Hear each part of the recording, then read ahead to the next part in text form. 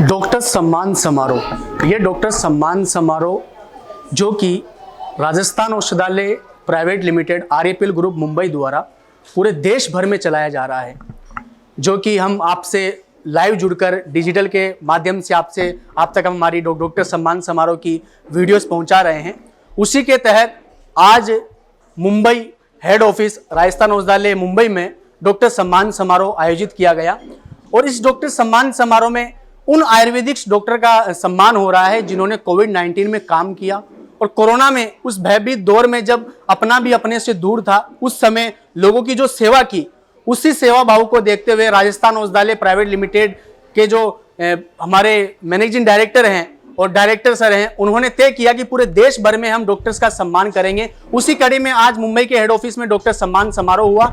आज डॉक्टर सम्मान समारोह में जो बतौर मुख्य अतिथि थे वो डॉक्टर सीआर यादव जी थे, जो कि जिनका काफी लंबा अनुभव रहा है और काफी अच्छी आपकी पकड़ है अपने क्षेत्र में। आप कांदिवली वेस्ट में प्रैक्टिस करते हैं और हम इनसे जानेंगे कि डॉक्टर सम्मान समारोह में आज जो डॉक्टर्स का सम्मान हुआ, इनसे इन डॉक्टर्स को का कितना इनका मनोबल बढ़ेगा और इनको कितनी ऊर्जा मिलेगी। और अगर इस तरह से अगर भविष्य में कोई कोरोना जैसी बीमारी आती है या कोरोना जैसे अगर कोई पेंडेमिक में अगर ऐसा कोई बीमारी हमें देखने को मिलती है तो इन डॉक्टर्स का कैसा योगदान रहेगा, हम सीआर यादव जी से जानेंगे। सर नमस्कार। नमस्ते सर, सबसे पहले तो हम ये आपसे सवाल था कि आप इस डॉक्टर सम्मान समारोह में यहाँ बतौर मुख्य अतिथि थे, तो सर इस सम्मान समारोह के माध्यम से जो जितने भी डॉक्टर्स का सम्मान हुआ है उन तक कैसा मैसेज गया, इसके बारे में थोड़ा बताएं। देखिए, सम्मान समारोह बहुत ही अच्छा कार्यक्रम है और राजस्थान औषधालय को मैं एक बार फिर से धन्यवाद दूंगा कि इस तरह से जो कार्यक्रम होते हैं सम्मान, उससे चिकित्सक के मन में काफ़ी एक उत्साह बढ़ता है और उनका मनोबल काफ़ी ऊंचा होता है कि हमने जो कोरोना में कोविड-19 में हमने जो काम किया, आज उसका ये फल है कि हम इस तरह के कार्यक्रम में सम्मानित किए जा रहे हैं।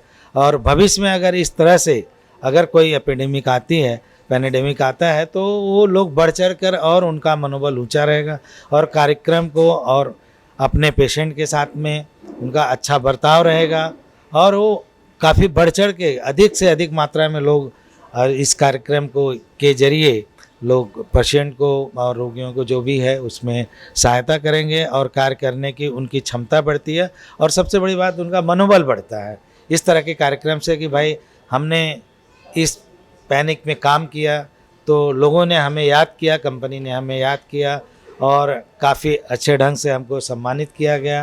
ये बहुत ही ज़रूरी होता है कि किसी भी काम के प्रति अगर उनको सम्मान दिया जाता है, ठीक है, उनका आर्थिक जो मानदंड होता है उन्हें मिलता है, लेकिन इसके साथ साथ सम्मान जो होता है वो चाहे एक छोटी सी चीज़ का हो या बड़ी चीज़ हो, वो मायने नहीं रखती है। मायने रखता है कि उन्हें सम्मानित किया गया, समाज में एक अच्छा संदेश जाता है कि भाई इन्होंने कोविड-19 में इतना बढ़िया कार्य किया कि आज लोग उन्हें याद कर रहे हैं, कंपनी उन्हें याद कर रही है। और आने वाले दिनों में इस तरह के अगर भगवान न करे ऐसी कोई परिस्थितियाँ आए, ऊपर वाले का आशीर्वाद आई भी, तो लोग इसको काफ़ी बढ़ चढ़ कर और अच्छे से अच्छे ढंग से बखूबी काम करेंगे।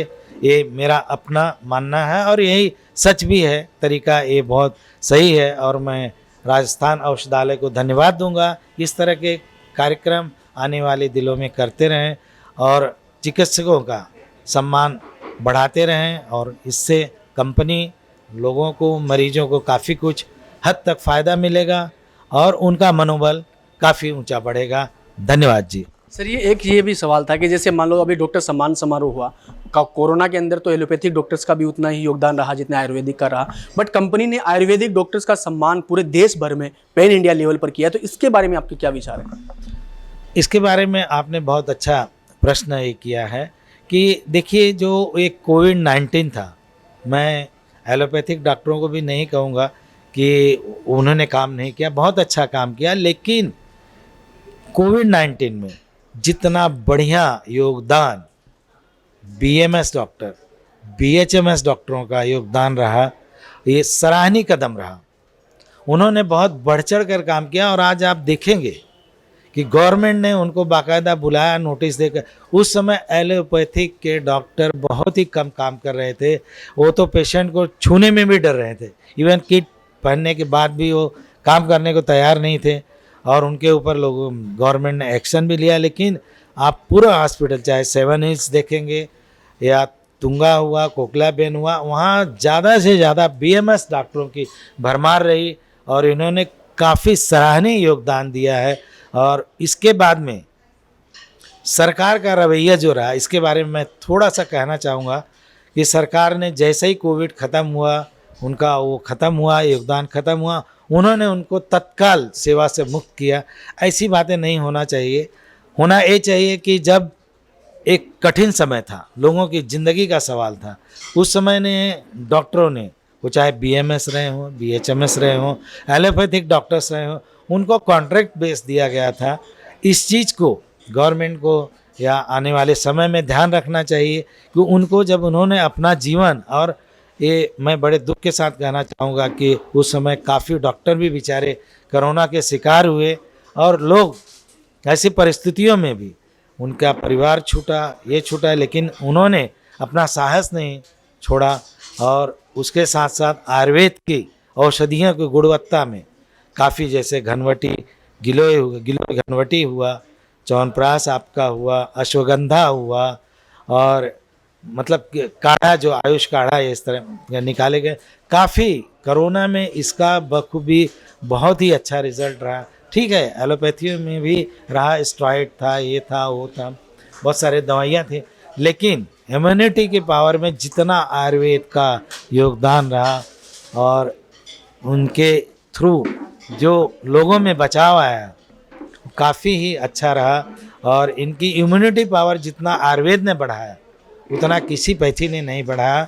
और लोग इससे ठीक तो हुए ही हुए एलोपैथी के साथ साथ, लेकिन लोगों में जो उन्होंने आयुर्वेद को अपनाया, उनके दमा की बीमारी का लक्षण नहीं मिले, वीकनेस बहुत कम आए। ठीक है, आपने एलोपैथी का, लेकिन साथ साथ जिन्होंने आयुर्वेद का सहारा लिया, इन हमारे चूर्ण का या अश्वगंधा है, ये गिलोय घनवटी है, इम्यूनेच वगैरह, बहुत सारे ऐसे प्रोडक्ट्स हैं जो च्यवनप्राश के उस पर काम करते हैं।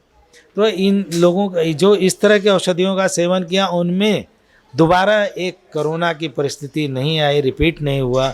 और उनको चलने में, घूमने फिरने में, या दमा, जैसे लोगों, बहुत सारे लोग ठीक हो गए, ठीक होने के बाद में उनकी कमजोरी नहीं गई, चक्कर आना नहीं बंद हुआ। तो इसमें हमारे आयुर्वेद का काफ़ी सराहनीय योगदान रहा। और मैं इस बार फिर से एक बार इस राजस्थान औषधालय को धन्यवाद देना चाहूँगा कि इन्होंने इतने बड़े पैमाने पर आयुर्वेदिक डॉक्टरों का जो सम्मान किया है, और ख़ास करके कोरोना में जो काम करने वाले थे, ये सराहनीय कदम है। और उतना ही सराहनीय हमारी पैथी भी रही है कि जो हमारे मरीजों को काफ़ी कुछ, उनको जीवन शैली में परिवर्तन लाया, उनकी गुणवत्ता लाया। और जो सर, इसी में एक सवाल हो रहा था, अभी नशा मुक्त भारत की आपने बात की थी। सर, नशा मुक्त भारत राजस्थान औषधालय का एक मिशन है। सर, नशा मुक्त भारत पर राजस्थान औषधालय पिछले काफ़ी सालों से, वर्षों से काम कर रहा है। तो सर, आपका क्या मानना है कि नशा मुक्त भारत पर कब तक, मतलब राजस्थान औषधालय जो काम कर रहा है, और इस पर काम करने से लोगों को फ़ायदा भी पहुंच रहा है, काफ़ी लोग, शराब से भी काफ़ी लोगों को मुक्ति मिली है। तो सर, आगे जो भविष्य में जो डॉक्टर जिनका सम्मान हुआ है वो भी इससे जुड़ेंगे, और यहाँ डॉक्टर्स का सम्मान हुआ और कितनी संख्या में सम्मान हुआ, थोड़ा सा आप इसके बारे में बताएं।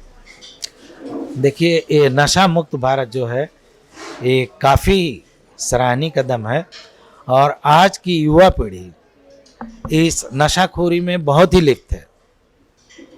अगर देखा जाए परसेंटेज, तो हम तो ऐसा नहीं कह सकते कितना परसेंट, लेकिन फिर भी आम आदमी, आप भी जानते हैं, हम भी जानते हैं, ये युवा वर्ग एक थोड़ा सा गलत रास्तों पे चल जाता है। अगर उसको ठीक से वो नहीं मिल पाता, गाइडलाइंस नहीं मिलता है, पारिवारिक वो नहीं मिल पाता है। तो हमारा ये विचार है कि जो नशाखोरी का, नशा मुक्ति का जो ये अभियान है, इसको राजस्थान औषधालय के माध्यम से इसको चलाते रहना चाहिए आने वाले समय में। और जो नशा का वो है, वो हमारे युवाओं में अगर कम होता है और उससे मुक्ति मिलती है, तो समाज को एक नई दिशा मिलती है, क्योंकि ये युवा वर्ग ही समाज को एक दिशा देते हैं और समाज को ऊंचाइयों पे ले जाते हो, चाहे हमारा राजनीतिक हो या चिकित्सा के माध्यम हो, जो भी माध्यम हो।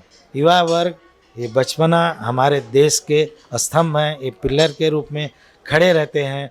तो मैं तो यही कहूँगा कि नशा मुक्ति के बारे में हमारा राजस्थान औषधालय या और भी जो कंपनियां हैं इस पे सतत कार्यरत रहना चाहिए और लोगों तक, ज़्यादा से ज़्यादा लोगों तक इसको पहुंचाने का वो माध्यम बने। और डॉक्टरों का इस तरह से अगर समारोह होता रहेगा, स्वागत समारोह, तो बहुत ज़्यादा लोगों में चीज़ फैलेगी और कंपनी का जो नशा मुक्ति का अभियान है इसको एक व्यापक रूप मिलेगा, बहुत बड़ा आधार मिलेगा।